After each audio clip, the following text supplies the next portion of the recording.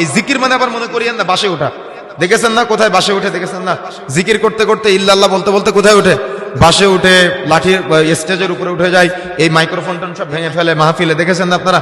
তারা জিকিরটাকে এগুলা বানিয়ে নিয়েছে বা এগুলা মনে করেছে, কিন্তু কোরআনটা হলো জিকির মানে উপদেশ আমাদের জন্য। কথা বুঝতে পেরেছেন? উপদেশ বা বাণী আমাদের জন্য। বাণী বুঝেন না? এখন তো আপনাদের কাছে বাণী হলো মোটিভেশনাল।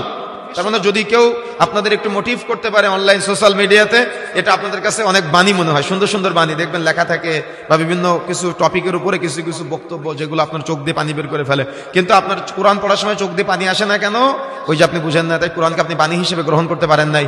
কিন্তু নাস্তিক মুরতাদ যারা আছে, ওরা বিভিন্ন রকম দুনিয়াবি বিভিন্ন কিছু কথা দিয়ে ব্যাকগ্রাউন্ড ভয়েসে গান টান লাগাই দিয়ে আপনাকে এমন ভাবে মোটিভ করার চেষ্টা করে, আপনি ভাবেন যে না, সে তো সঠিক কথা বলতেছে। কিন্তু আপনার আমার জন্য বাণী কোনটা বলেন তো? কোরআন।